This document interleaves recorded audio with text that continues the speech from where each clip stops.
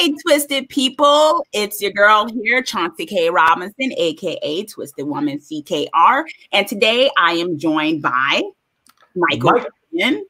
Yes, he knows.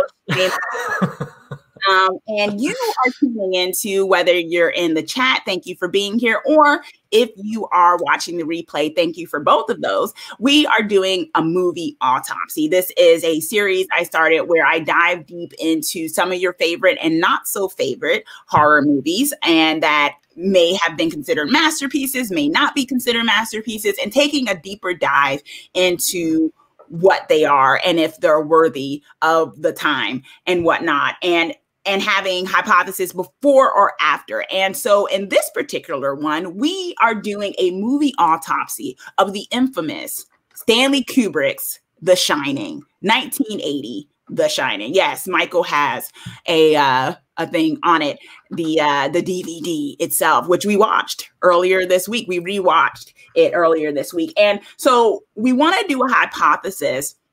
We want to take on my hypothesis and whether or not, we are both on opposite sides to a certain degree, surprise, when it comes to our thoughts on this book. And I encourage all of you in the chat and those of you who are watching the replay to comment with your own thoughts. Those of you who have looked at the book and read the book or know about the book, or those who are big fans or not so big fans of The Shining itself. So the way this is going to work with our movie autopsy is that we're going to give a short intro of the film itself, 1 to 2 sentences of what it's about, when it came out, and what goes on with that. We're then going to give my hypothesis, as in my thought process when it comes to this film.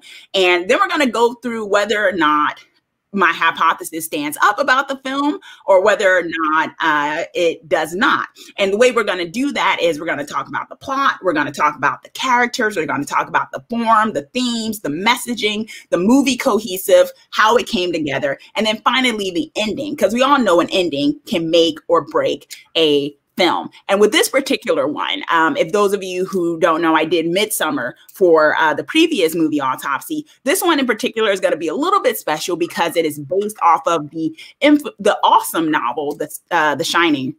And so we're going to have to also dig a little bit into the book and the source material for this movie itself. Now, maybe since we're doing this autopsy, we should talk about how, equipped we are to discuss it. I have a degree. I am a film and TV critic, as those of you who watch this know, or if you're new here, hi, Rotten Tomatoes film and TV critic. And also, I like to think I have a degree in theater, so I like storytelling and whatnot. So that's what I really lean into. And Michael here is also a comedian, but he is also has a bachelor's degree in broadcast media and an MFA in motion pictures with a concentration in screenwriting. So you could probably guess which side he's on when it comes to the movie autopsy itself.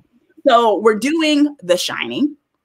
And The Shining is a 1980 psychological horror film produced and directed by Stanley Kubrick and co-written with the novelist, not Stephen King, but Diane Johnson. But it's based on Stephen King's 1977 novel of the same name, starring, of course, Jack Nicholson, Shelley Duvall, Scatman Crothers, and Danny Lloyd. So, yeah. And it's an infamous movie because of Here's Johnny and whatnot. Jack Nicholson himself, a very famous picture and whatnot. And so my hypothesis for this film is The Shining 1980 film is a beautifully shot art house-like piece that takes the novel, The Shining, and guts it of all its major and important plot points and themes, thus leaving the movie shallow for the most part and lacking its full potential. So that is my hypothesis. I think this movie is, as I'll quote Stephen King about the movie, is that it's a beautiful Corvette that doesn't have an engine. And I am in agreement with him when it comes to that film. And let us know in the chat and also in the replay whether or not you've ever actually read the book, or at least know the plot points of the book. Sometimes, you know, that's all you need to know whether or not the film did it justice or what it was actually supposed to do and if it did it, right? So let us know in the chat, those of you who are joining us in the replay, if you've ever, whether or not you are more for the film itself, whether or not you're for the book, you like both. Let us know what team you're on thus far when it comes to it. So that is my hypothesis, Michael. What do you think of my hypothesis? Okay, from a novelist perspective, I totally understand and agree with you on that. However, from the adaptation perspective, when it comes to adapting a work, you do not have to be spot on to the plot of the novel. And it's a weird rule where, like, novelizations or playwriting, if you write a play, is normally a cookbook for the actors, for the director, for the stagehands to know what is going on. And it doesn't really apply to filmmaking. Scripts get rewritten all the time. They hire rewriters to rewrite something the director, anybody on the crew doesn't like. And even before it gets to that process, when it comes to adaptation, it's ultimately up to the screenwriter to decide when the movie begins, when the movie ends, and what is drawn from the original source material. Okay. So they don't have to go by the book. Literally. They really don't. Literally did not go by the book. I mean, that's my problem with it. And Stanley Kubrick, you gotta look at him. He was one of the most brilliant filmmakers of his time. I'm trying to get in the head of a 1979, most likely, studio exec, where you're looking at a director like Stanley Kubrick, who has created Spartacus and Clockwork Orange and 2001: Space Odyssey, just to name a few. A director of that magnitude, even at that time, this was before Eyes Wide Shut and Full Metal Jacket. A director that big with that much power can come in and just be given anything. And he probably had full creative control of this project, even more than Stephen King would have liked him to, because I don't think he liked... Yeah, we'll get to that. Yeah, he didn't like the end product. However, Stanley Kubrick packed a whole bunch of other things into this movie. Themes that maybe Stephen King necessarily didn't want, but he put like his own directorial spin on everything. And a big hidden theme in this movie is about Native American genocide. Okay. Based well, we'll on... talk a bit about the themes itself. We'll get to that with the autopsy. But okay, so what you're basically saying is you don't agree with my hypothesis then? No, I agree that they're two separate mediums, and unfortunately, like, I'm a big Stephen King fan, and I've tried to write some semblance of a book, more so screenwriting, but I know the rules, unfortunately, are unfavorable towards authors of novels. Okay.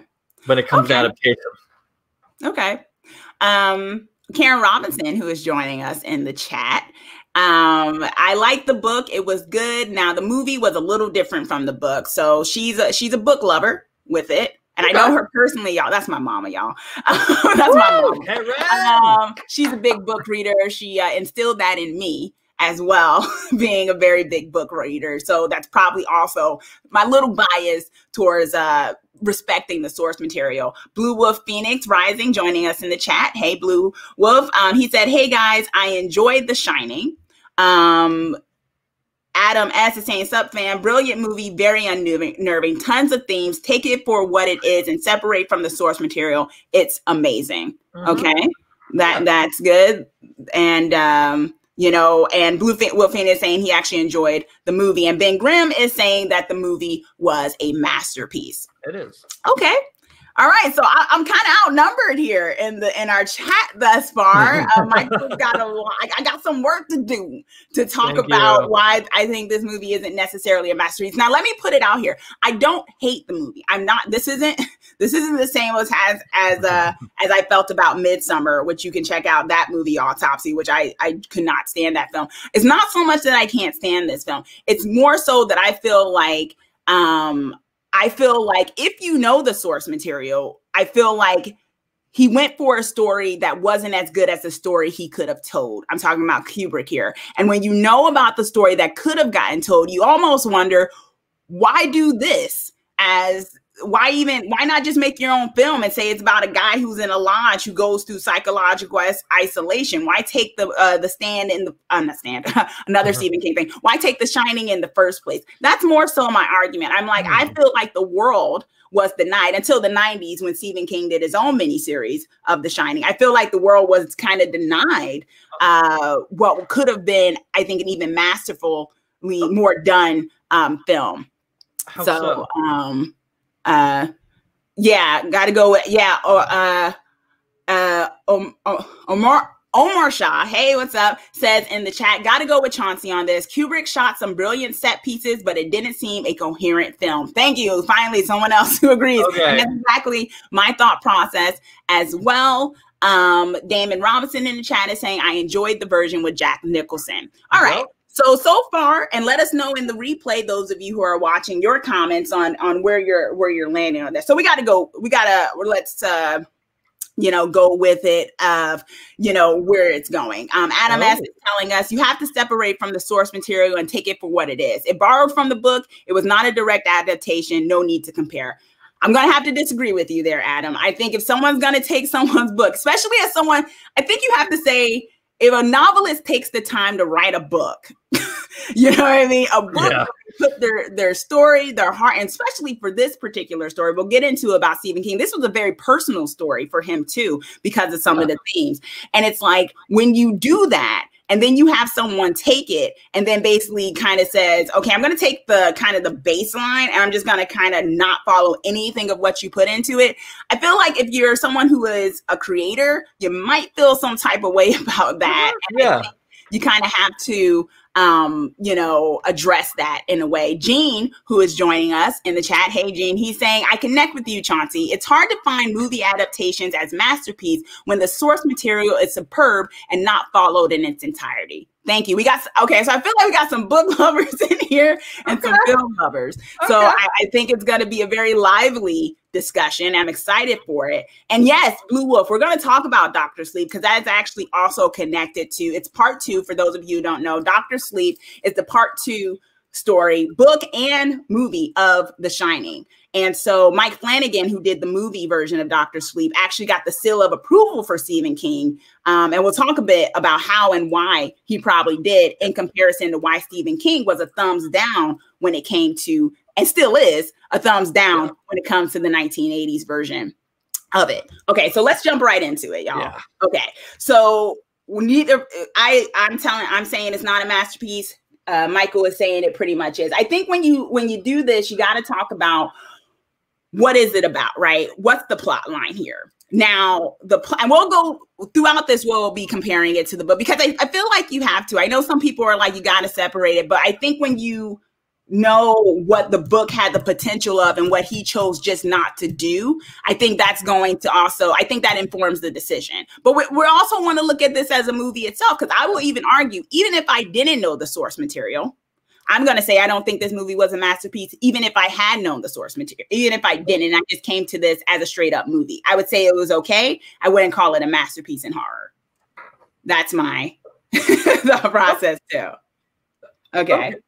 All right. Okay. So what the movie is about? It's a psychological, somewhat supernatural. It's very vague. It's never really completely addressed any of the details of the beyond the more psychological. I feel like this movie very much tries to ground itself in the reality, in the concrete, with some hints of supernatural, which is kind of the opposite of what Stephen King kind of had with his book, with his novel. And, you know, it's not really about a family. I'm going to argue it's not. I think it's more about a man, Jack Nicholson's character, and him having to have the kind of on the verge of a psychological breakdown. And the hotel they end up staying in is the catalyst for this. Would you agree with that? That's kind of the gist of this movie? Yeah, no, I agree with that. I have a lot of thoughts about your leading up about yeah, let's go at it. Come on. Okay, cool. Yeah, I haven't debated in forever. Yeah. But yeah, you said the world was small in The Shining, in the movie, right? Like you said, the world was very small. However, it opens up with one of the widest shots in Colorado by showing everybody that it is desolate. Like, it opens up, they're driving the car, the three of them, Jack, Wendy, and Danny. They're driving in the car. Well, it's Nicholson first. It's Jack with the interview. Yeah. Well, they drive down, like, the opening credits. Yeah, but it's him going to the interview in the opening credits by himself, remember? Yeah, but there's that whole thing where the car is driving down the road and it just is desolate and nothing. Like, that's what I was referring to. That is also your world. The world that they're entering into is very desolate. And they know that is going to be desolate because he's going to take on this job of caretaker. Like, he knows what's about to happen. So they paint this desolate world early with the wide opening shot of Colorado before the blizzard sets in. Yeah, I mean, I think you're right in saying that it paints it that there's something bigger there physically. But when I say it's small, I'm saying where they end up going most of the time is about Jack himself. It is about his issues, his psychological break, the idea that well, thank you. Yes, thank you, Blue Wolf. You feel like this, which is a good thing. Thank you. But you know, it's more. Yes, you point out the physical, but I'm going to say this kept it very small, comparatively speaking, to the novel itself, which was this whole kind of bigger ploy of the history of the hotel beyond just the family itself. And I feel like what Kubrick did is that he very much zoned in. If you yourself had to give an elevator pitch to somebody about The Shining 1980, I would have to say that it's about a guy who goes to a thing and he's on the verge of a psychological breakdown, and he's in a hotel that may or may not be haunted because it's never really truly established. And he may or may not be an incarnation of something because we only get a picture at the end, because things are kept so vague that the main thing you have to focus on with this film is the man. And I feel like in that case, it's so scaled back that it's like, I feel that's small. Okay, so you're talking about the perspective of Jack. Okay, no, I agree. It's all about Jack. And when you know, Wendy, yeah, go ahead. Wendy and Danny, even though Danny has the shining, like he has the shine, it is very much Jack. And I think it also, when you call it a masterpiece, I still think it's a genuinely good movie. And I also think it is a masterpiece of movies that came out at that time of 1980. Because if you think about it, like, what type of film has done this before to like that magnitude? Done what? Done, like, you know, its plot. You know, if you look at films in the 70s, this movie came out in 1980 and blew people away with the suspense and the tension. Like, this movie is a master at tension building in a way that we haven't seen up until that moment. I actually have a counter to that. I don't think that's true. I think we've seen other, because what we're saying is The Shining is, if we're being honest, it's a psychological thriller. Yeah. I mean, it kind of gutted it from really going into the hauntings and the big supernatural plot that Stephen King actually had in his novel. And it makes it a psychological thriller, which could be fine. But yes, and Damon's saying, I thought the hotel was haunted. It is haunted. You could interpret that, but you could also claim maybe it's not really haunted. Maybe a lot of this very much so. The only thing that makes it somewhat haunted is Danny's interactions with it. Wendy never actually sees anything until she's really just flailing and just completely out of her mind by that point, in a sense, and she's starting to see stuff. And you get the sense, okay, maybe it's haunted at the end, but very much the tension, the immediate danger is coming from Jack himself and his psychotic break. No one else ain't trying to kill them but Jack. You know what I mean? Like, I mean, that woman in the bathtub in the movie, you know, we're told, because we don't see it, tried to strangle Andy, but we never see that actually happen. The one who's the immediate threat of death is Jack himself because of his psychological break. Like the previous groundskeeper, he is having a psychological break. It is open to interpretation, whether or not the house is itself presenting the danger. I think the real danger that's being placed in this movie is on the man and his psychological break rather than the hotel itself. Yes, the hotel may be haunted, but the immediate danger is Jack. And that's completely different to me from what the book did. You don't think Jack is a victim? Not the way it was played, I don't think. And we can get into the characters. We can actually segue into characters and stuff. But my argument is the plot itself is about a man who has a psychotic break and is a danger to his wife and his child. I think that's the heart of that plot. Because and by the way, there's a haunted hotel they're in. Like, to me, I think it's kind of a back thought. The Shining itself, the namesake of this piece, is all about this guy, the pressures of being a husband and his father, kind of a deal. And a writer. And a writer with some supernatural elements thrown in there for good measure. You know, I honestly think that's more so what it's about. And I think because of that, it makes it somewhat small. But I guess, you know, you can't really talk about that unless we talk about the characters themselves. So, but okay, so we're still in disagreement because you think it's a way bigger film than a way bigger world than just the focus on one man. Right. And from the outside world, and I know you're focusing on the inside world of Jack from like his perspective. And I know because there's only two other people there for the most part of the film.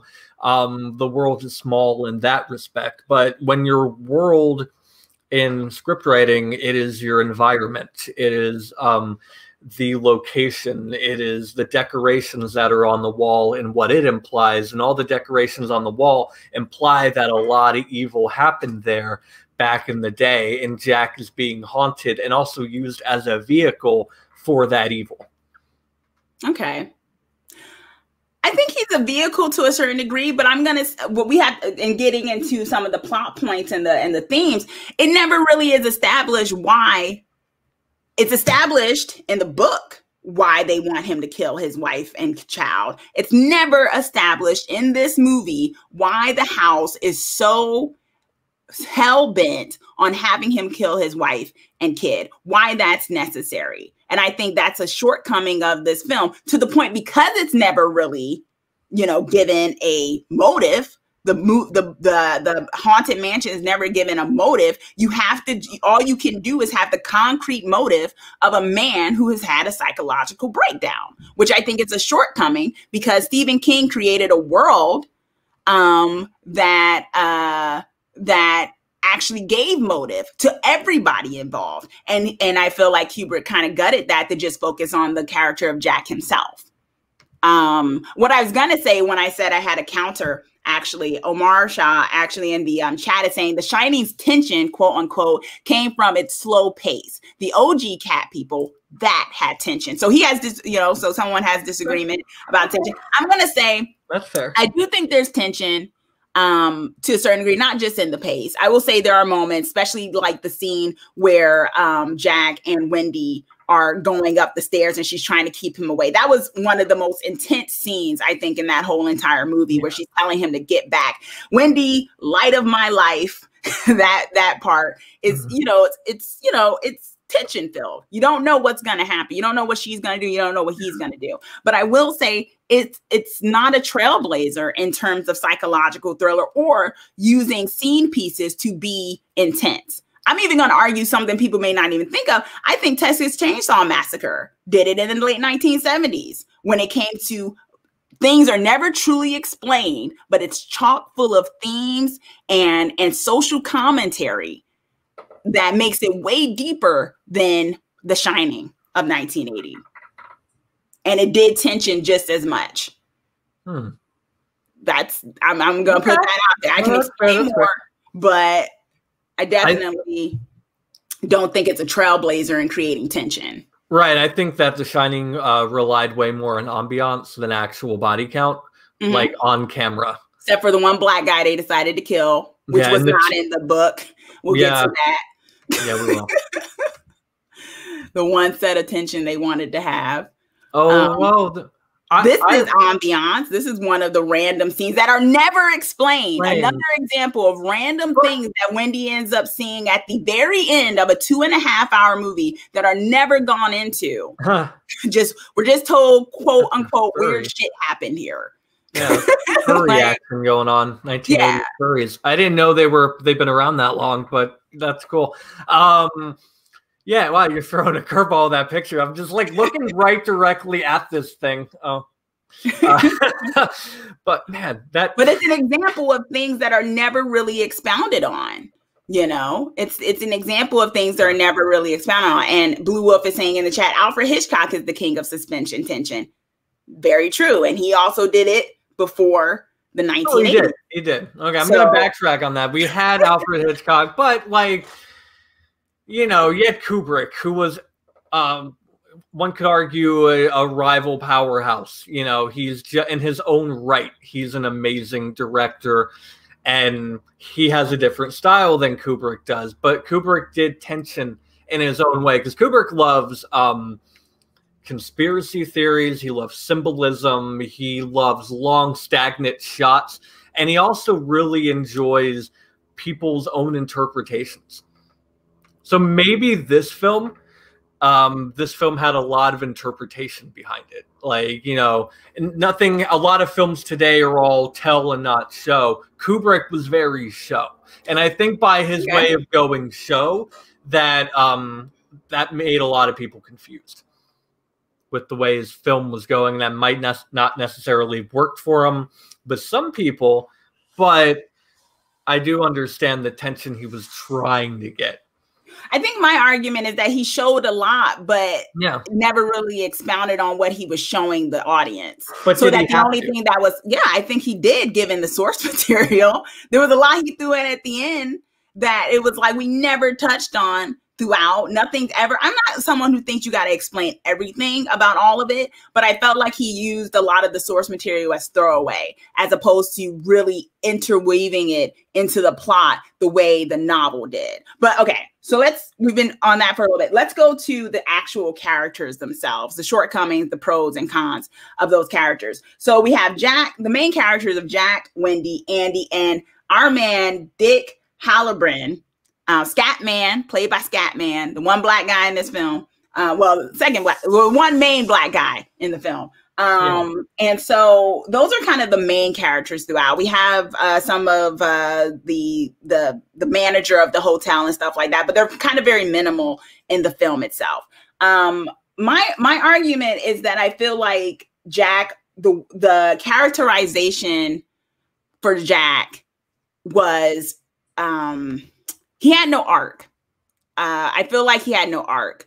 Adam S. is a champ in the chat is saying he left so much open for interpretation, Kubrick. That's what makes it beautiful. Okay. Yeah, I think that's more like what, Michael, you were arguing, that, you know, he left it open. He didn't just try to tell you everything you were supposed to get from the movie. I would argue that I feel like he left too much open to interpretation, that there was only so much to attach itself to. And my argument for Jack as a character is, I think we were already at the end of his story when the movie started. He was already a man. I'm going to go with Stephen King's, what Stephen King has said in numerous interviews regarding the 1980 version of The Shining, that he was a miscast. When you have a character who, when you have a character, you're supposed to have this descent into madness. You're supposed to be watching his journey, that by casting Jack Nicholson, who had played in all these biker movies and kind of played the bad guy, the cuckoo guy, One Flew Over the Cuckoo's Nest and all this other stuff before and after this film, the audience already knows where things are going to go. There's no way this guy is going to stay good. There's no way this guy is going to be able to save his soul, because that's just not who Jack Nicholson ends up playing. And I think it was a detriment to the movie by casting Jack Nicholson, to the point, because of the fact that Kubrick focuses so much on this character, that he's the central focus, that then you have a character who's already, as Stephen King said, looks like he's ready to chop up his family. By the very first interview, you get that vibe. And I feel like that was probably the biggest con of the movie, if you're supposed to be watching his descent, so-called, into madness. But could you also argue that his descent into madness was also portrayed in other ways as well? Like how? His conversations with Lloyd, his writing that gets gradually disturbing, and until we see the transcript where he's just been writing all work and no play makes Jack a dull boy. And also there's descent into madness is shown by the weather as well. Like, the weather in cinema is used as a tool to show what the characters are feeling inside, that they don't necessarily have to tell. Mm-hmm. I see that I get what you're saying, that it's shown. I'm saying there was no change before that. I've never shown in this movie any real moment between him and his wife, any real loving moment with him and his wife before things get drastic. The longest scene they have before things go really south is when she comes in to check in on him, and he literally curses her out. And he says, "I'm working." That's 2 months in. They said 2 months. It was 2 months in, and he's already cursing her out, telling her, "Don't come in this room when I'm in here." There was no true loving moment between them before that. Same thing with him and Andy. In the book, we're supposed to believe that the main thing with Jack, if we're doing, because I think you have to compare the book in this particular case, is that Jack is a man who is a very loving husband and father when he's not drinking. It's his alcoholism that is his bigger demon. And here we have in the film that Jack's character hasn't drank in like 5 months, and yet there's still a coldness about him. There's still a certain way that he's dealing with his wife. He might put his arm around her, but Kubrick never shows us a very beautiful moment between them as a family. Even in the drive up when they're in the car, and Andy's like, "I'm hungry, Dad." He is, very much like, "Oh, he's, you'll eat when we get there." There's no loving moment. And it's like, wait, I'm supposed to believe this? I mean, he already seems like he's kind of over his family. Even when they were showing around, the whole family, and 2 women are walking down the stairs and they're all walking in, Jack literally lingers his eyes at the 2 women. That's a very pointed thing, that his eyes are already wandering. His eyes are wandering and his wife's right there. I'm supposed to believe this guy's a great husband and family man? And that's where it goes to when do you want your movie to begin? And because I don't know, 91 here, but maybe back then, we didn't have to know. Maybe they were disgruntled, like, married couple, and maybe it was underwritten that, I don't know. I'm not going to say shit that isn't true, but I mean, that's a very good point. Not all families are happy, and maybe Jack clearly wasn't in a happy family, and maybe in his mind that he was driving, and he had to deal with his kid, and he had to deal with the wife, and he also had the problem, like, I really need this job to go well because I really need to write a novel, and I really need to make money. And maybe he didn't know where he was going because he's in the middle of nowhere. Okay. So maybe he didn't convey the emotions as well as he could, but maybe we already were put in a marriage that was already going to fail. But they didn't deliberately tell us. So what are we fighting for? I think that's the question then, right? Not you and me. I'm talking about what are we fighting for as an audience member? Because to me, when you watch a movie and you have such a focal point on one character, which this movie does, it doesn't do what the book did, which was make it a little bit bigger. You're focusing on Wendy, you're focusing on him, you're focusing on Andy. So you have multiple people to root for. Kubrick made a very choice decision to very much focus on Jack's descent or his evolution to madness. And there's nothing. I feel like if you are already starting from the point that his marriage is probably going to fail, his wife is going to leave him eventually, he's already has a wandering eye. What are we fighting for as viewers? What are we rooting for as viewers? It makes it like you're just kind of, there's a coldness there. You know, this family already isn't as loving as it could be. So why are we rooting? What are we rooting for in this family's survival necessarily? And I think that's a big detriment to the film. I think we're rooting for Danny, ultimately. Danny, who we don't really know all that much. We just know he's a special boy. Special boy, psychic powers, you know, has imaginary friends and a really nice heart. Like, I thought it was a very interesting choice on Kubrick's end to make, you know, kind of highlight the villain more than the actual protagonist. Because I don't think you can label Jack as a protagonist, maybe an anti-hero, but I think the hero in this film is Danny. Yeah. And sorry, I've been calling him Andy this whole time. I meant Danny. Okay. No, it's Danny. You're right. I don't know who's Andy. There's another character. There's another kid character. All these kid characters, and there's probably an Andy somewhere in another Stephen King. Stephen King loves to use wholesome names. I think Andy is in Pennywise. I think he's in. I think he's in It. I think there's Help an us out in the comments. Yes, let us know in the comments. What other kid, traumatized child was I talking about? Oh, Toy Story. Toy Story. Yeah. He has a poltergeist in his room bringing his toys to life. Yes. And then he gives that poltergeist to Bonnie in 4 movies later. Yeah. Like, come on. Anyway. So we have this thing where, okay, you're saying that really we're focusing on a villain. Yeah. Child's Play. Thank you, Blue Wolf in the chat. I knew I was getting my horror kids mixed up. He also had the same haircut from there. A lot of them did. Danny. Danny. And, you know, Jean is saying in the chat as well, that's a legit point what we were saying about, you know, what I was saying about the lack of an arc is that it's as though we saw Jack vary in degrees of madness versus seeing him transition into madness. So there's no true arc for this character. Josh in the chat is also saying, hey, Josh, he's saying this is one of my favorite movies, you know. And Karen Robinson is saying she was focusing on the child character, kind of like what you're saying, Michael. But this is the thing, you know, Danny ends up taking over, probably because I liked him better as a kid. I think that shows the shortcoming of this character. I didn't feel that much of a connection with Danny. I knew he was a special boy, but that's another thing that lacked in comparison to the novel itself. Because with Danny, you're shown he's a special kid. And I think it's on the strength that he's a child that you don't want him to die. Yeah, okay. He's a kid. He's a nice kid. He's not a mean bully. So I don't want him to die. Okay, is that my only want? Is that the only way to enjoy, only way that I'm supposed to root for the so-called protagonist who, when I'm also just shown the, as you describe it, Michael, the antagonist the whole time?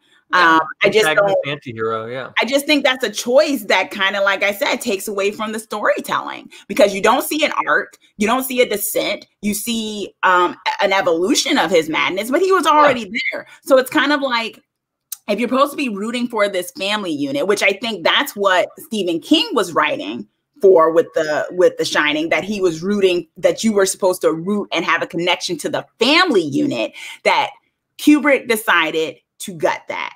He takes the focus away from the family unit. He focuses in on, as you say, the anti-hero or whatnot. And I think the movie suffers for that because you aren't really allowed to truly root for anyone.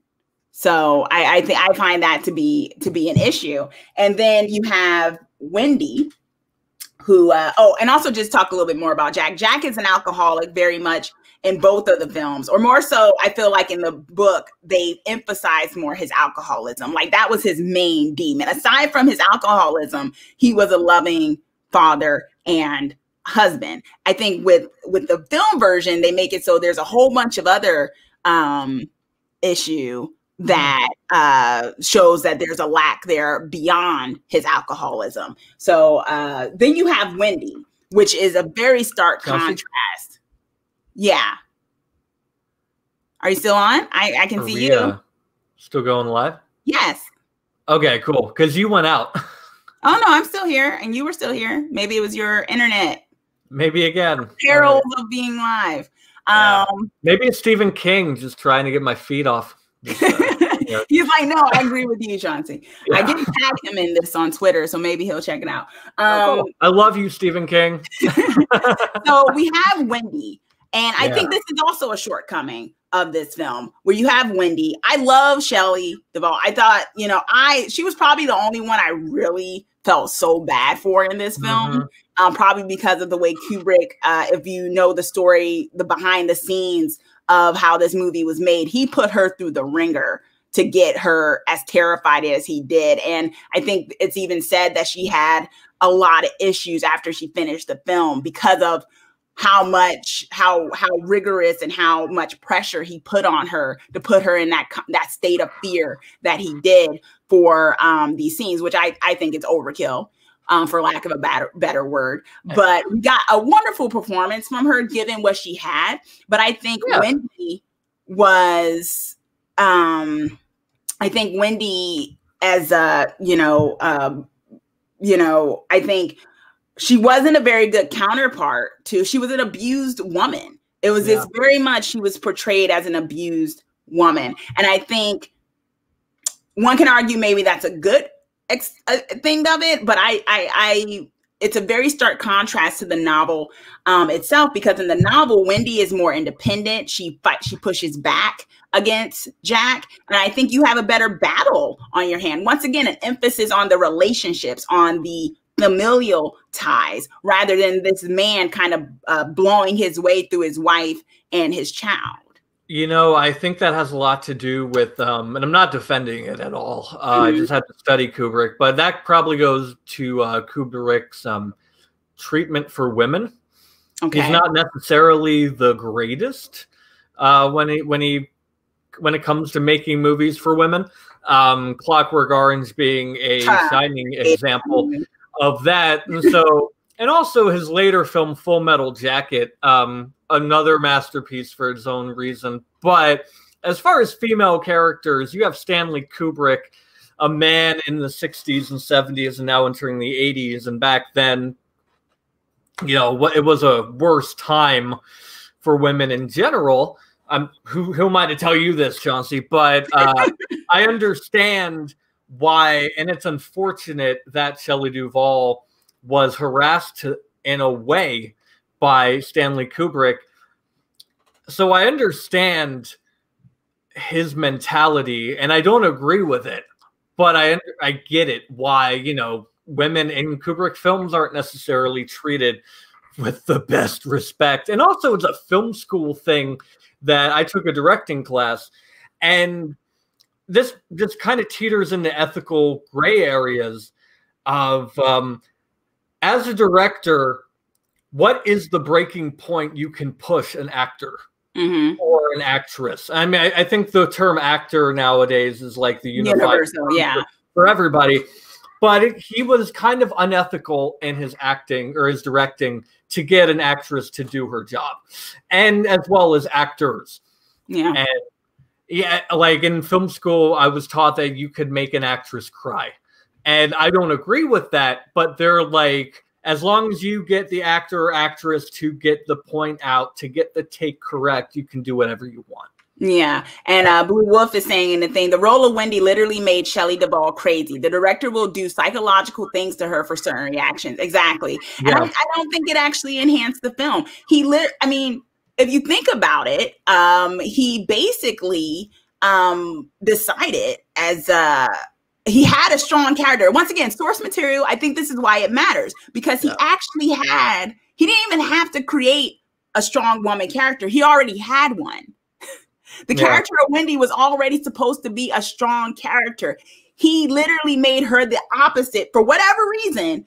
And like you probably just said, all those reasons of his misogynistic ways, just totally. And I think the film suffered for it. I feel like the film suffered for it. And Shelley, you know, unfortunately suffered for it. Hey, William. Yes, we are both wearing Iron Maiden. Up the irons, man. And thank you for joining us. And it's William from John Hunt Fiction. Shout out to his fiction. It's good stuff. I love what you are doing for horror. Keep it going. William said, Shelley Duvall, in my opinion, knew how to act. I don't know if it's ever necessary to terrorize your cast. Exactly. And I don't think the movie benefited from it. It just didn't. And Gene is saying the sexism and racism was apparent with both Wendy and Halloran. Very much. Absolutely. And we're going to get to that because we got to talk about how that character was treated. I'm not going to defend that in the way you think. So you don't have to worry. And I'm wondering, are we going to fight over which color of an Iron Maiden t-shirt is better, yellow or white? Let us know in the chat. Also, Josh watching and saying, hell, Chauncey the Horror Queen. Hey, thank you, Josh. But okay, so I think it suffered. And I think he took a character that was already strong. And I want to actually quote, I think you have to quote Stephen King in this regard of what he said in the Paris Review interview. He gives a Paris Review interview. If anyone wants to read the whole interview, he actually talks about writing and things like that. It's a very great, powerful interview. But he says of The Shining, he says, it's too cold. No sense of emotional investment in the family whatsoever on Kubrick's part. I felt that the treatment of Shelley Duvall as Wendy, I mean, he says, talk about insulting to women. She's basically a scream machine. There's no sense of her involvement in the family dynamic at all. And I think the movie suffered for that. I thought she did what she was given was some of the most powerful stuff, what she ended up doing with it. Yeah. But it didn't need to be all just that of her being so battered and meek with her husband when she had a characterization from the source material that it's like, you know, why do that? So I think the film suffered for that, to be honest. Yeah. Okay, so then we have Andy, who is the young boy, socially awkward. Danny. Did I say Danny or did he say Andy again? Oh my God. Socially awkward in Child's Play too. Yes, he's a socially awkward child with a special gift, a Tony guy in his mouth, and basically has a special kind of The Shining, as Halloran tells us later with it. I could give or take Danny, to be honest, because of how he was relegated to kind of the catalyst in some ways to the story, but not centered as much as he should have been, in my opinion. And I think, once again, the story suffered for it. I enjoyed how he was kind of used as a navigator around the hotel at points to the real evil, like what what Jack was turning into. Yeah. And you know, the two girls, the twins, going, come play with us, and the furry in the bedroom and the old woman in the shower, and just the evil of the demon that was possessing the Overlook Hotel. He was our navigator, well, there's a word for this, spiritual medium of what was going on. Yeah. Do you think they could have done better with his gift? I think this was my thing about it, knowing how deep Stephen King goes into The Shining, what The Shining is. And in the novel, it is explained that Danny is one of the most powerful possessors of The Shining that I keep wanting to call him Scatman, but had Halloran, that's who Scatman played, had ever seen. And Danny is a really powerful shiner. And so what is actually explained, and this is what I talk about when I'm talking about no real motive was given of anything but Jack's descent into madness, was the whole thing that is explained in the novel is that originally the hotel, which also has its own shine to it, its own, because of this history, the Indian burial ground, the fact that it has all these crazy things that happened in it, not just with the groundskeeper that killed his children, but other crazy stuff has happened in this hotel. Crazy stuff has happened in this hotel. That is very much emphasized in the novel. And the thing is, the hotel is originally, it's explained in the novel, trying to possess Danny. The novel wants to present a novel. The hotel wants to possess Danny because it wants to use yes, we all do just call him Scatman. I love that. I just love his name. We can call him Scatman for this. But that the hotel wanted to use Danny and become more powerful. The hotel had a motive. So if you had explained that somehow, that the hotel had originally wanted Danny. Danny kept being able throughout the novel to push back against the hotel's trying to possess him, to the point where the hotel decided, out of the two, the parents, that Jack would have been the weaker one to get to. So it then sets its sights on possessing Jack. In the novel, Jack is more pronouncedly possessed. It is very much, he is a possessed man. It's not just, you know, the hotel shows him things and he starts to kind of already just want this life and the heck with his kids. He is literally possessed by the hotel to kill Danny and Wendy, because the hotel thinks that if they kill Danny, they can then take his shine and become more powerful. In the novel, the hotel is more of an entity and not just the catalyst for Jack's descent. And I think the story suffers for that. The film story suffers for that, because you're never really explained why the hotel wants Jack to kill his family. You're just kind of told, he gets kind of nudged and he has a break and he wants to do what the groundskeeper did, to stay here forever. I think the story would have been stronger had it lent towards what the novel explained, the reasoning for what was happening.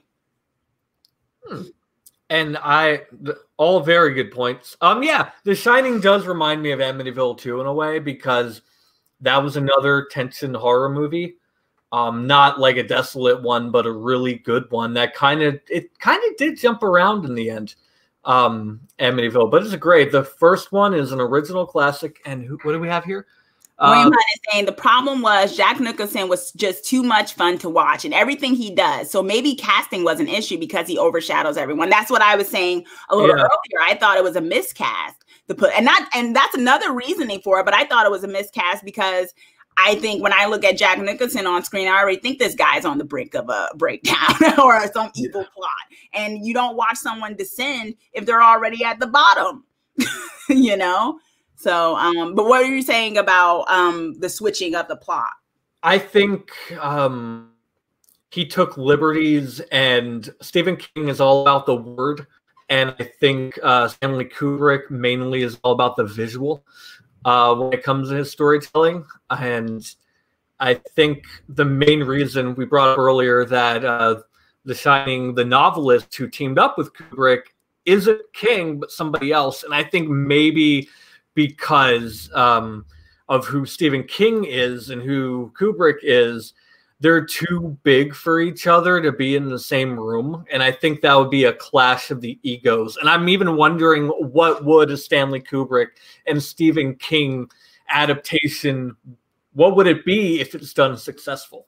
With the two of them together. Yeah, what would that movie even be? I don't think it would have been possible. Yeah, I think that's why this version of The Shining that came out at the time was the only possible version you could get. Yeah. I definitely, I see that. But although, you know, Stephen King also noted back then that he actually wrote a screenplay that Kubrick decided not to use. He wrote a screenplay. Yeah. He literally had a screenplay. Kubrick decided not to use it. Kubrick wrote his own screenplay, or got someone else to write a screenplay, rewrote it, had Diane Johnson do it, and then rewrote it again or added to it. So he pretty much had taken Stephen King out of it. And you take away someone who has such a personal connection to the film, I think I think it's going to be automatic that you kind of gut the soul of it. Yeah, and I wholeheartedly agree. I think Kubrick's wrong choice was not letting King have a say, but I don't think that was even possible. Well, but I do like what Kubrick did visually. Yeah, I mean, tonality wise, disagreement about the visuals, although I think they're empty visuals in that sense because of what is never actually expanded upon. William Hunt is saying, I agree with Chauncey that collaboration would be unrealistic. It wouldn't work. Just because they had different aims of how of what kind of story they were trying to tell, which is a shame in that regard. And so, okay, so now we get to the biggest thorn in my side when I watched this movie years ago. Scatman, who played Dick Halloran, was done so wrong in this film. Done so wrong. The main Black character in this film And he also has The Shining. He has a connection to Danny from the jump. He actually is the person that explains The Shining to Danny. One could argue even in the novel and in the film, he does fall into the often overused trope of the magical Negro. But nonetheless, it's Scatman and he's awesome. And we don't mind that. What we do mind is this awesome character who could have been Danny's, mentor. And he even comes back to try to save them because Danny reaches out to him. At least that's what you're kind of shown, even though it's more expressed in the novel that Danny reached out to him to bring him there. And there's a whole harrowing journey that Halloran makes over to save Danny. And within walking down the hall, he is chopped in the chest, and he is the one casualty somehow.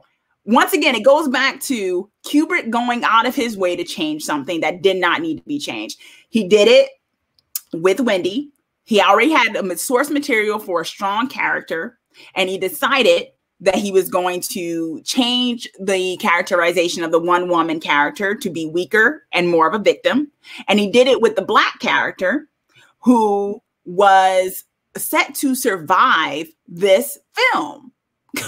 He was set to survive this film. Yes, in the novel, well, actually, to point out the differences, in the film, Jack has a axe. And, that's how he's able to, in the novel, he has one of those crochet mallet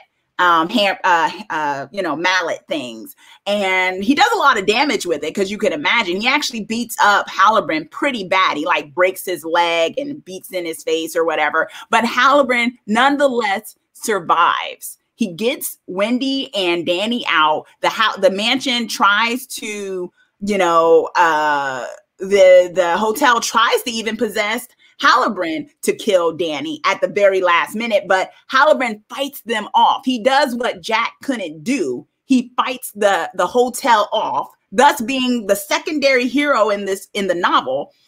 And Kubrick, for whatever reason, decided to just straight up kill him off. Why? Okay. What was the point of that? Such a unnecessary and honestly just kind of gratuitous reasoning and show of killing the one Black main character. Yeah. Okay. R.I.P. Scatman in The Shining. Okay. Okay. How am I going to word this one? So I think that The Shining, in that respect, structurally was a victim of horror movies of its time, because Scatman was made. He was turned from this amazing, cool character to false hope, to the part in the horror movie where you think help arrives and help is immediately finished off. So I think Scatman was a victim of that. In the movie, The Shining was a victim structurally of its time. Now, the weird thing is, because Kubrick does his own style and his own vision, that he actually stuck to this trope of help showing up and then help immediately getting murdered right off the bat. And I think that's where they messed up for for Scatman. I think that's what happened. I think if this movie was made a different time, Scatman would probably survive, but because the direction of horror movies of the 80s and the 70s before it, Scatman had to die that way. Okay, I see. I wish you didn't justifying it. I think wish you didn't.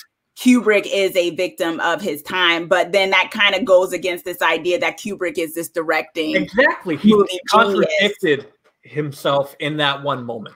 Or maybe he fell right into a lot of what he already did, like with Clockwork Orange and other stuff that he tends to do. Maybe he's a little overhyped himself as a creator, one could argue.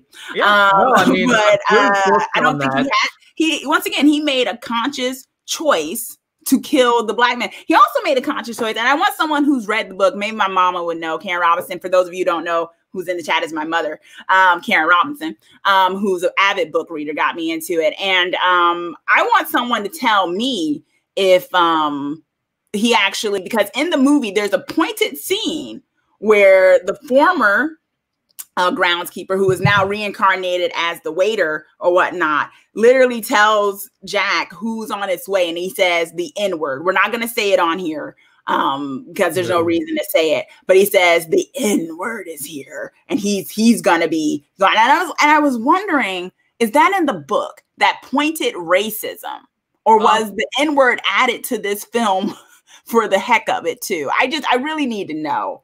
Someone tell me. Because I don't have the book physically here, and I need to know if he just added the N-word in there just for the heck of it. Like, someone let me know in the chat or in the replay. Thank you for watching, y'all. I need to know, because I thought that stunk of racism. And Omar Shah is telling us in the chat, Kubrick killed off the only black guy in Spartacus too. Yes, he did.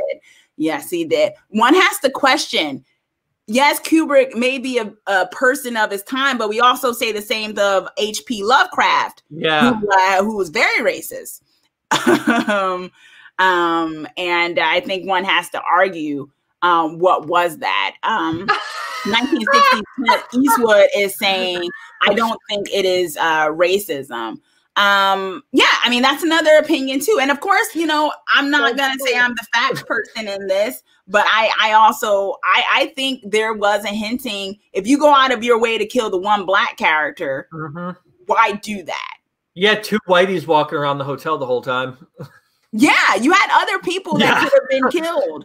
And it was this guy who was not the one who originally died in the book. So that's kind of weird. Slasher in Suits is saying he's a bad ghost who killed his family, but racist as well. Maybe. I mean, he said the N-word. I don't know if maybe he was just the incarnation of the house, but for whatever reason, there was a choice there to play on calling the black character out of his name, you know. And I don't know, you know. Yeah, you know, Cooper. Oh, yeah. Adam Essence. A lot of people were racist back then. Shit, still are. Yes, this is also very true. Right. I mean, my main argument, we could descend into whether it was racist or not. I just think the story suffered for the idea of, once again, going out of its way to change a plot point that didn't need to get changed. You know, Stefan, sorry if I mispronounced your name, in the chat is saying Kubrick didn't write Spartacus. So that's a correction there, he's saying. Blue is saying, if you ever read the book Carrie, they reference to Carrie looking like a tar, you know, when she was drenched with blood. So, yeah, and this is the thing about Stephen King too. He doesn't shy away from racism. You know, he's not racist himself, but he does paint out characters. It happens in It, where he paints out the LGBTQ, the gay couple who are the victims of a hate crime because of the fact that they are gay. The things that one of the black characters is called by the other characters when he's a young man. So I think the N-word could have been used in the book too. It's just, there's a difference between pointing out the racism of the times and the world, as Stephen King is really good at doing. He does in the Dark Tower as well series when it comes to the character, The Stand as well. But then there's another difference of there being an underlying bias there that has you going out of your way, kind of disrespecting the character. Yeah. So Joshua, exactly, Chauncey, let's be real here. Yeah. And horror historians and Stephen King definitely would write the N-word into his book, but I'm also thinking Kubrick would put that in there too. Exactly. And that's what I was saying. Yeah. I know. Stephen King does not shy away from racist characters, and he actually points that out to show that the monsters can be among us. And it's one of the things I like about Stephen King's storytelling. He doesn't shy away from characters like that. He also doesn't point them out as heroes, but I feel like he does it for the storyline's sake. And I wonder if that was the case in this movie. I feel like, you know, as William is also pointing out, he uses his characters to relate the race and bigotry of the time. Stephen King, exactly. And I'm in agreement with that. Clint Eastwood, 1960s Clint Eastwood. I just love that name. I love it. 1960s. Thank you for Clint being Eastwood. here.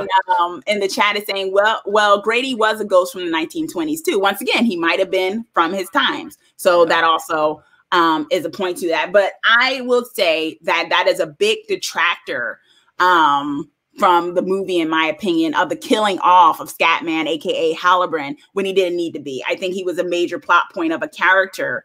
And I think it was unnecessary to go through, and because the film also focuses on all this work he does to get to the hotel. You do all that for him to be chopped in the chest. But that is false hope, and that is a tool used in horror. But I also will argue that usually false hope is from usually in these slasher movies when the cop comes out of nowhere. Right. And it's like, hey, I'm here now. And then the cop's like, you sit right here. And then he gets chopped off. There's not a whole 10 to 20 minutes of work in a movie of showing how the cop eventually gets to Camp Blood. You get what I'm saying? Mm-hmm. Like they put a lot of focus on Halloran getting there. It wasn't just he showed up out of nowhere.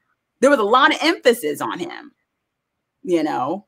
Yeah. So it was a nice change up though, in that way. Like, oh, okay, he's gonna get here. Scatman is gonna save the day. Then nope. Yeah. Yeah. Vanessa in the chat, thanks for joining us, saying, I definitely think the Shining movie is super overhyped. And then I'm just going to go back up a little bit.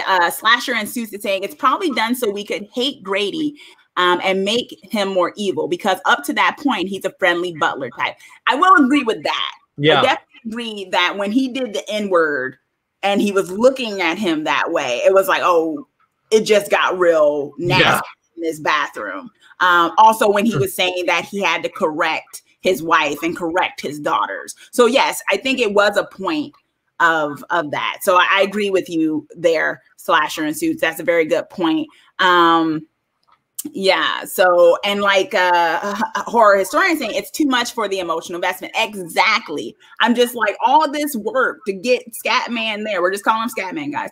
Halloran there, just to have it so he gets chopped in the chest. And then it's like, once you read the actual book or know what happened in the book, you know he's actually supposed to survive. The hotel even tries to possess him at one point. All of that up in smoke to get chopped in the chest, to do us a false hope trope of horror.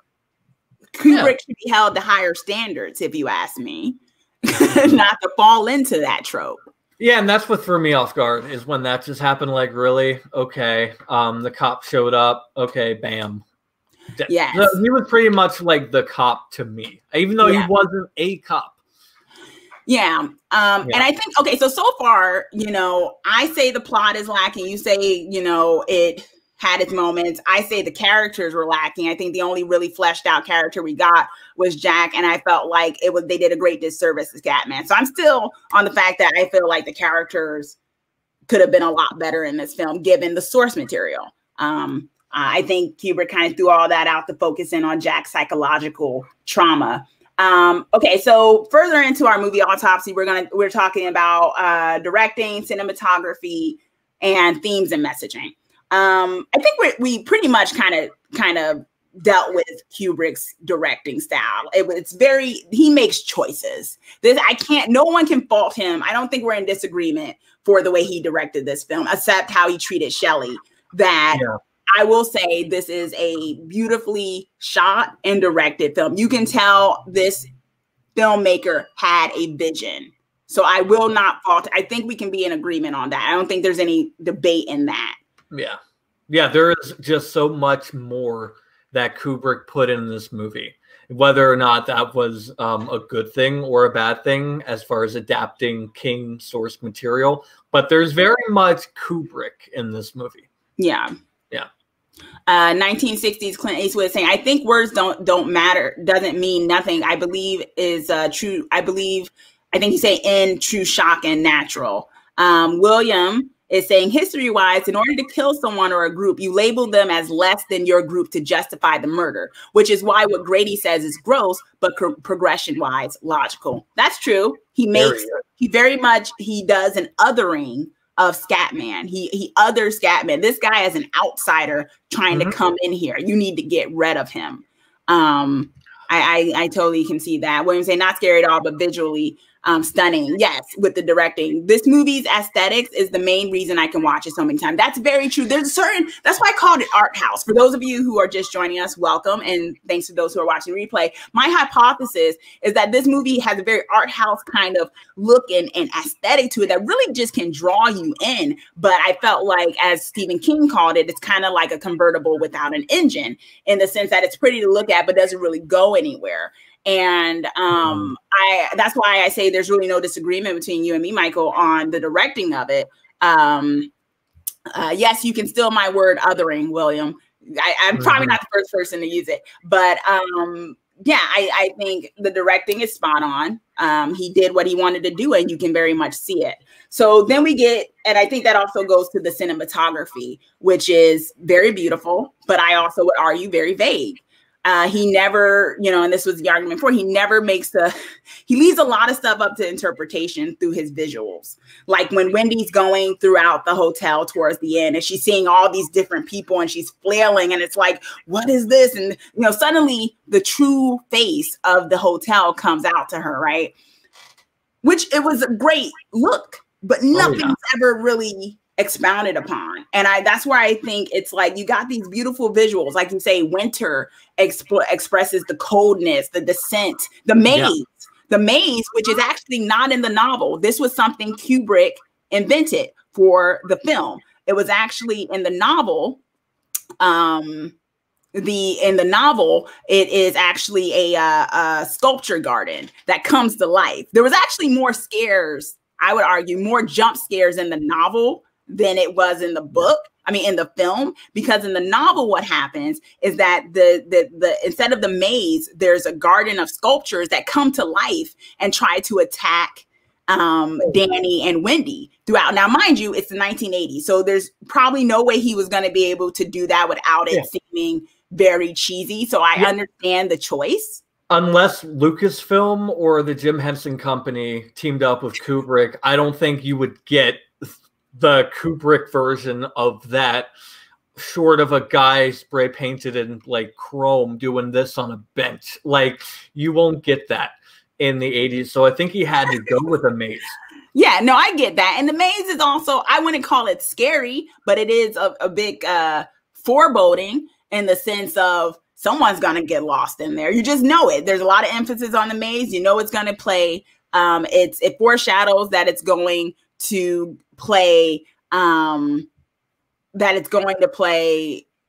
big role. But I think in my mind, if I was to read about bush animals or sculptures coming to life, I've always been like Doctor Who, if anyone's a fan here, those the weeping angels creep me out. Yeah. Had they been able to do something like that in book, I would have found that probably a lot scarier or more dangerous than the maze itself. But that was but the film made the whole thing of the maze very famous, infamous. Yeah. So I don't mind that. The other thing that he chooses to do that's not in the novel is the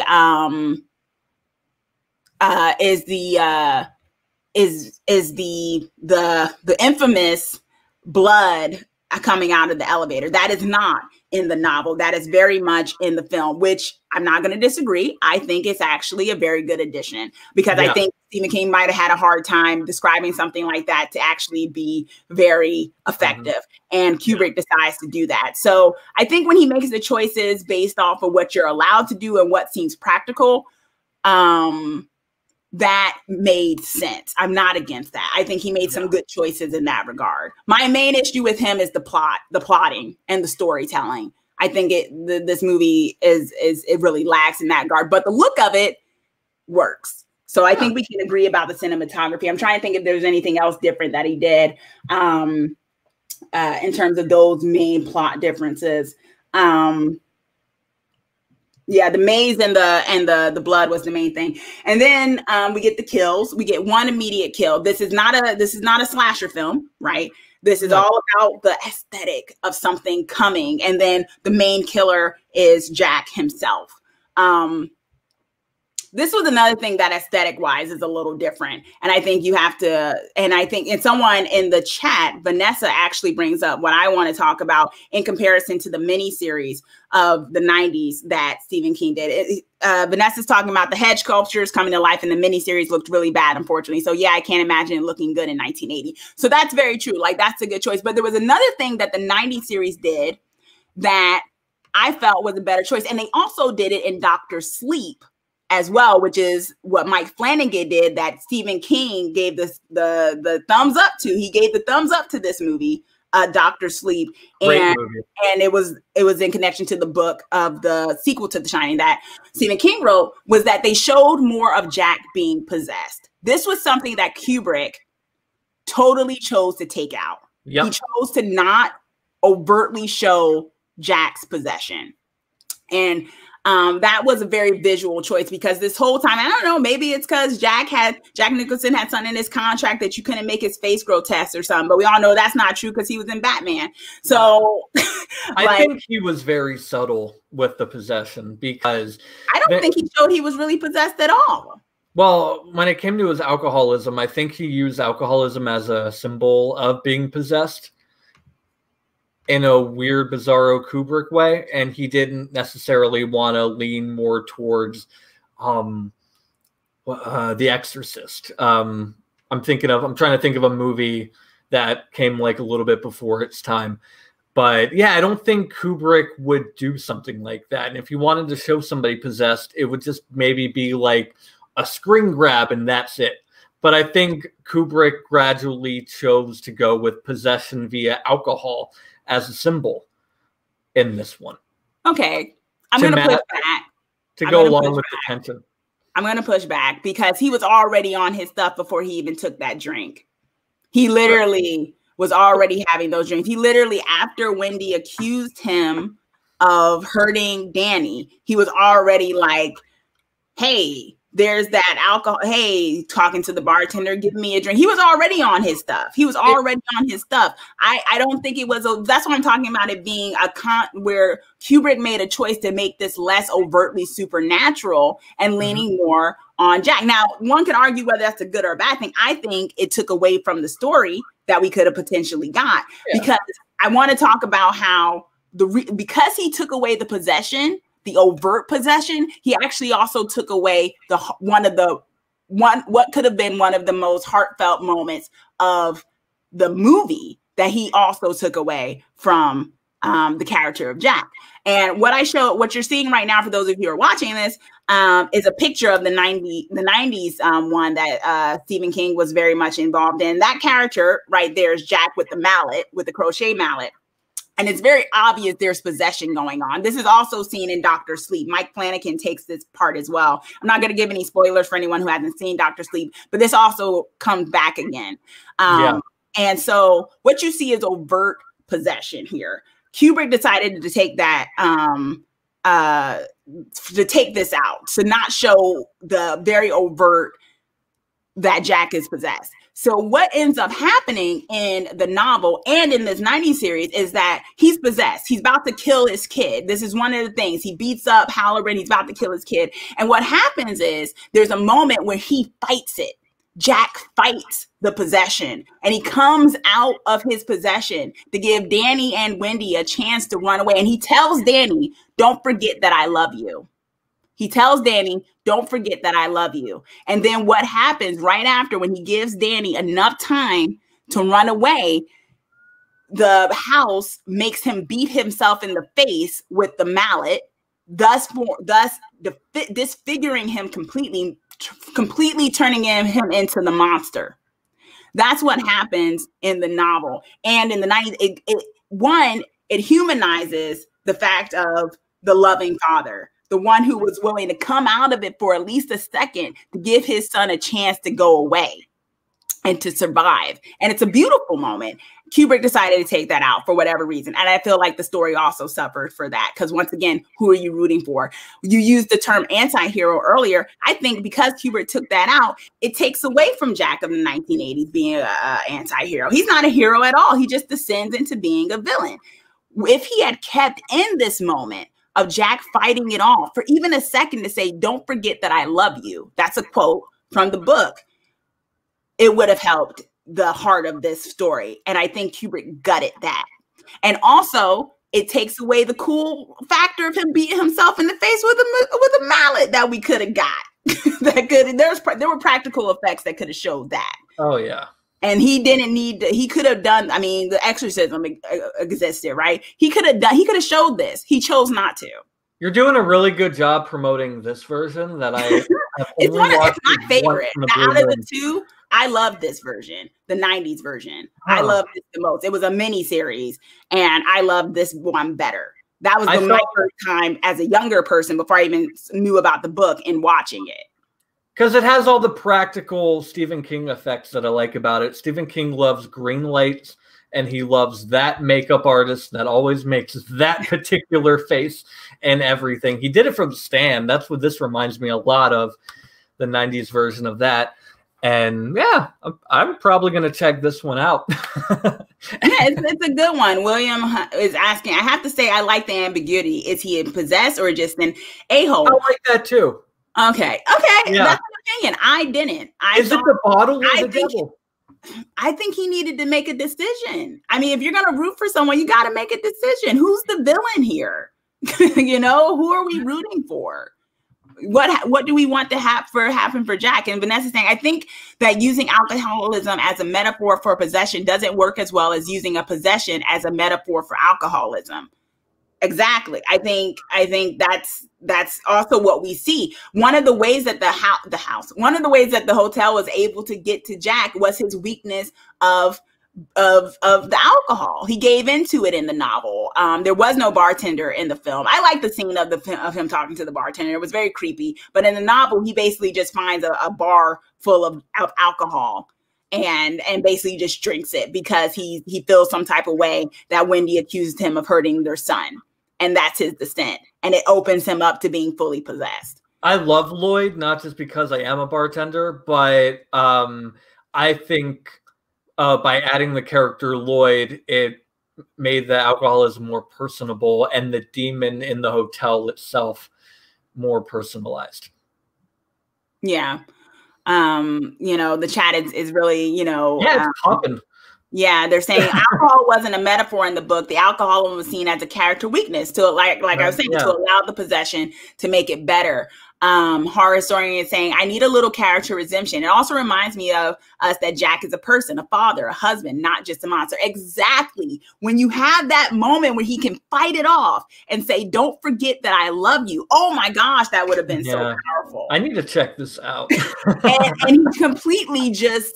This Kubrick's just like, nah, he's just going to go into the maze and freeze to death. And he's never going to have a moment of clarity. He never has a moment of clarity in this movie. It's 2.5 hours of watching Jack Nicholson be Jack Nicholson. I don't think that's masterpiece material. But I'll push back on this. Okay. Character studies are real. And I think this was a character study of a man already on the verge of madness, plunging headfirst into a murderous maniac. And I think then the argument was that the better story to tell? Or was the better story to tell was the story that Stephen King told? And I would argue that the better story to tell would have been the Stephen King one. I'm all about, like, I know the rules of adaptation, and it's very difficult if you're not said author of your own work adapting a novel into screen. I don't necessarily 100% agree with the choices that the other novelists made, but as an adaptation, they worked well within their means of being able to do what they did. Okay.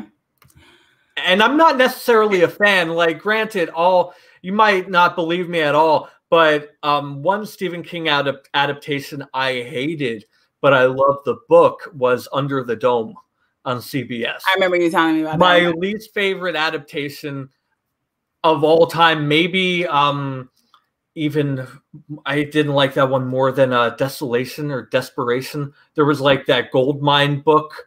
But I think Ron Perlman was the bad guy in the adaptation. of that. But when it comes to the Under the Dome adaptation, this is way better. Well, okay, but that doesn't. You can compare it, but Under the Dome, I mean, come on, that mini series was like a low bar. Maybe that was too much of a stretch, but as far as the rules about adaptation goes, this movie is perfectly fine. Okay.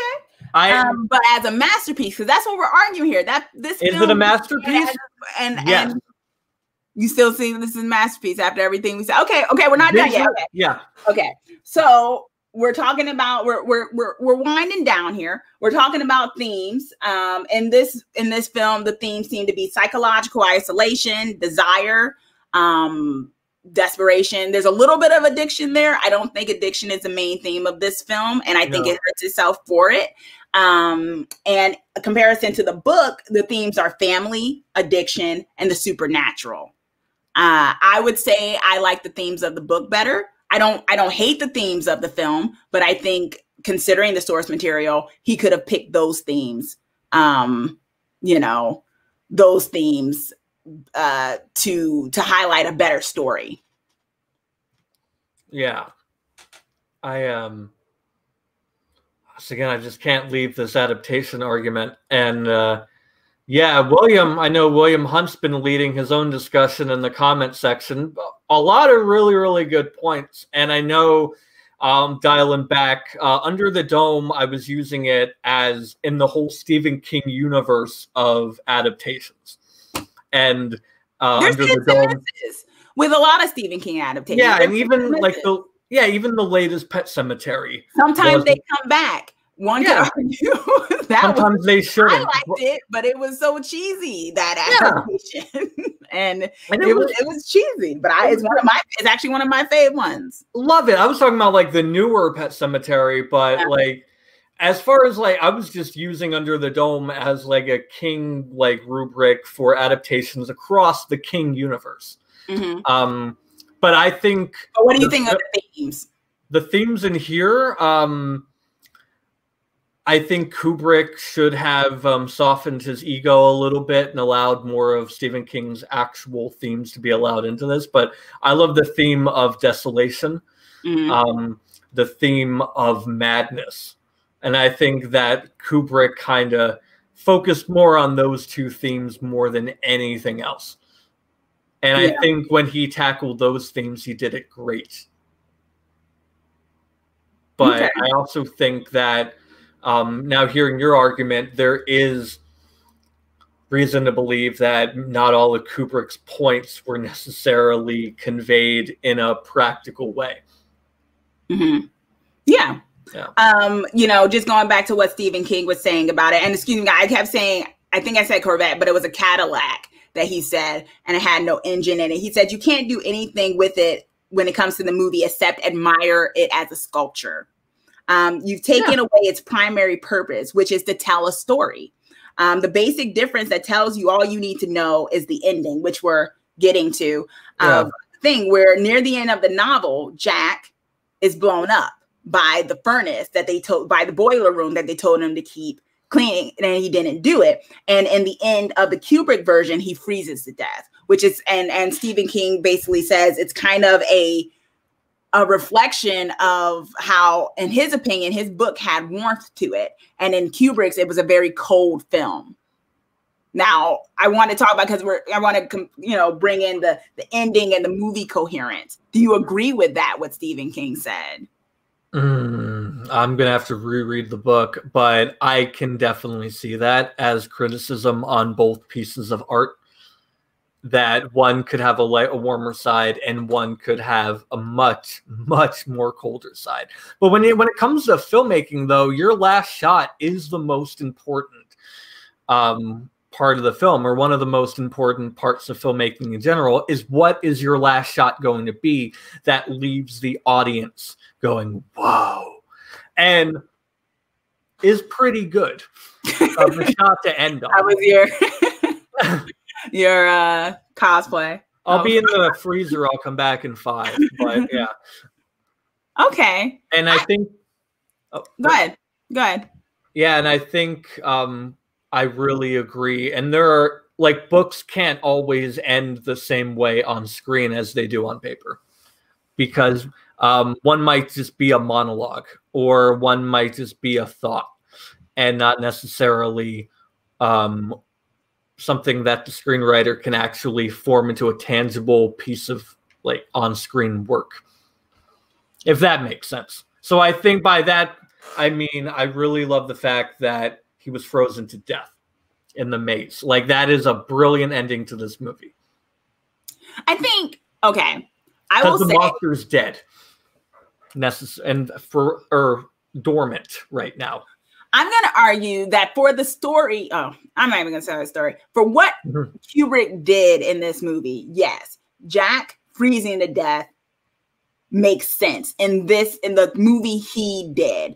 I think in the sense of the story itself, had he told the story, the potential of the story that he should have, the boiler room and the fact that the hotel, which is also considered the evil antagonist also in the book and the story itself, would have made more sense. All this is happening, and the only thing that ends up suffering in the end completely is Jack himself freezing to death. And it's like, well, if the hotel and everything, usually in a haunted house movie and stuff like that, something happens to the house too. Yeah. You know, and Kubrick basically also took that away from us in the movie. This house, this mansion, this hotel is doing all this mess to people, causing what you could debate, because it is open for interpretation, is also causing this evil and stuff, and nothing happens to the hotel. We don't even get to hear anything about the hotel afterwards. Nothing. In the novel, you hear about what happens, you know, and you hear about Halloran. Halloran lives on in the book. He's now mentoring Danny, but in this, all this stuff with the hotel, nothing happens to anything except the little scenes at the end, the furry scenes at the end, and then Jack frozen in a maze. Putting into that perspective, I would call it anticlimactic. Nothing happens to this hotel after all of that. Oh yeah, yeah, you're right. And actually, I got to backtrack because the last shot is the picture. Oh, yeah. Jack's been the caretaker the whole time. So I got to backtrack on that. But as far as... It's reincarnated, I guess, in the picture forever stuck in the thing. So I guess in that sense, you could say that the hotel claimed a soul. Yeah, and Jack... That just to claim him, though? Because he's powerful enough, and caretaker is very important when it comes to a hotel. Oh, geez. Sure. And then the thing with Danny is never really expounded on, because you see, Kubrick put himself in a corner because he never explains why the hotel wants to kill Danny. You never get the payoff of whether or not the hotel really succeeded, except with that picture of Jack at the end. Yeah. It's such an anticlimactic win. All that just to claim him?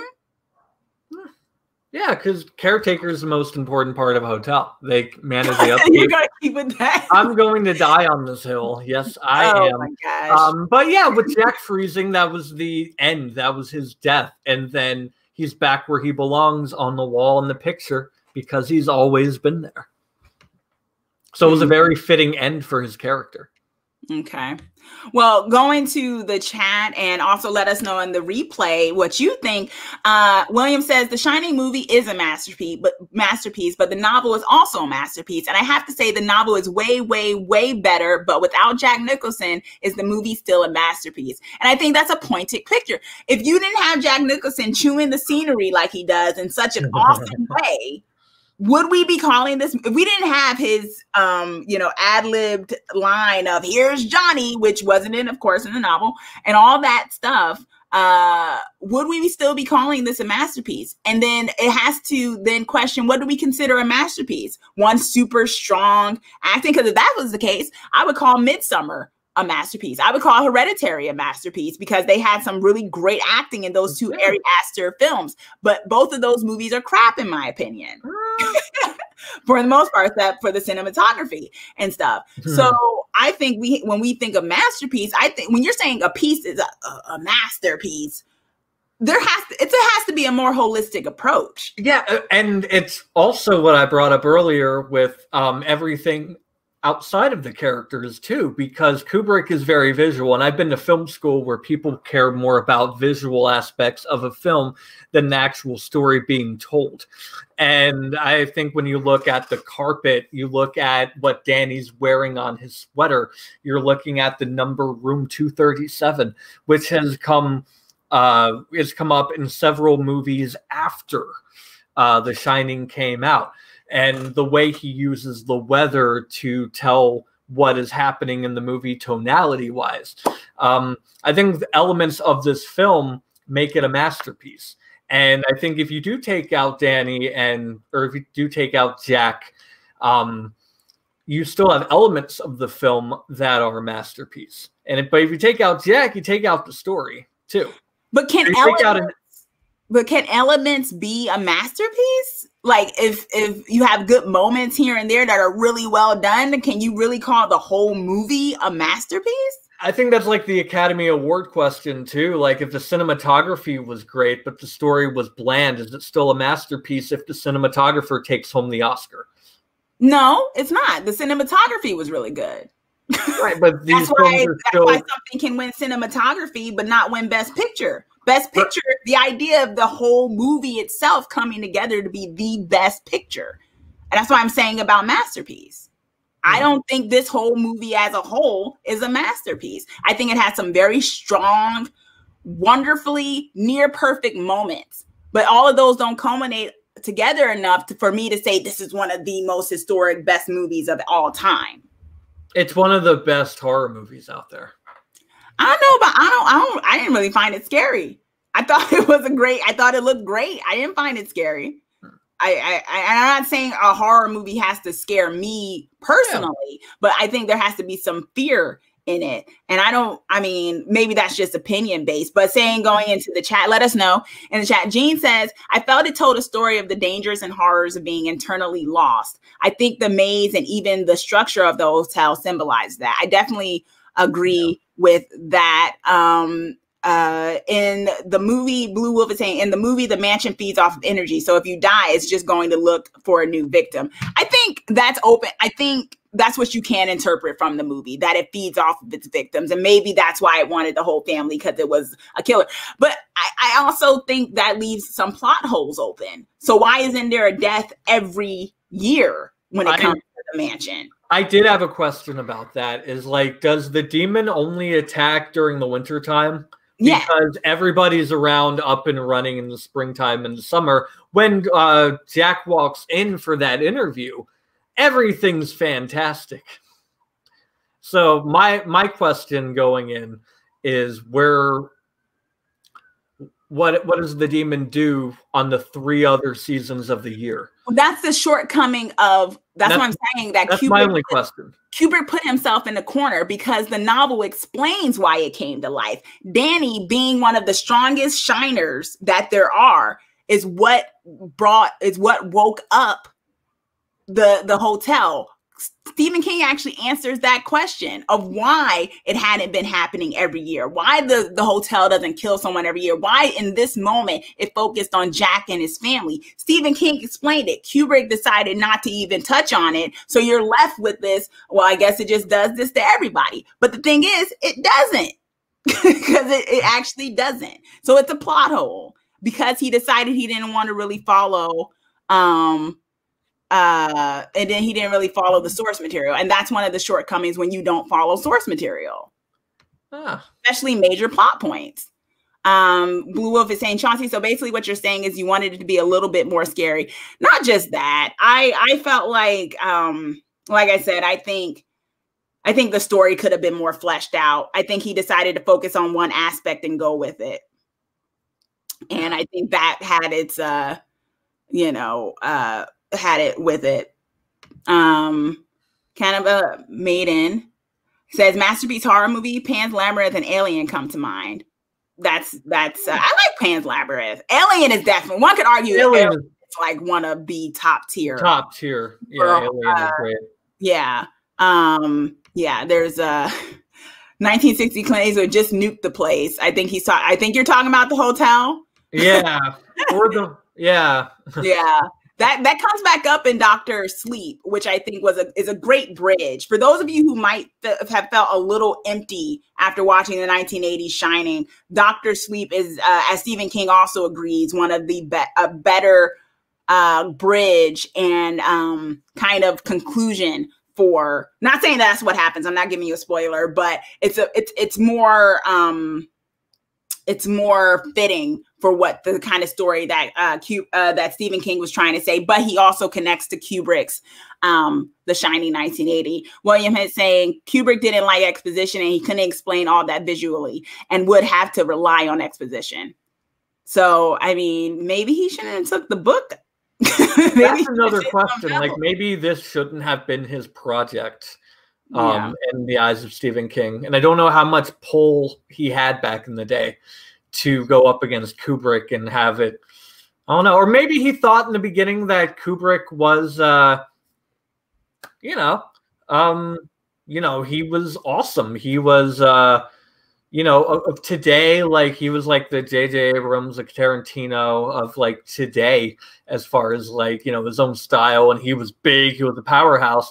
So maybe Kubrick had more power over everything. I'd say, I mean, taking someone's screenplay and just basically telling the novelist, I'm not using anything you wrote from this. I'm going to get this other novelist to write a screenplay based on your novel. I don't know. Maybe it's the writer in me that's kind of like, man, this is kind of disrespectful the way this came about. That's probably why Stephen King still has his chip on his shoulder a little bit about, because he hasn't really changed. He's softened his approach when he talks about Kubrick's 1980s The Shining, but he still maintains that it was not a very good film.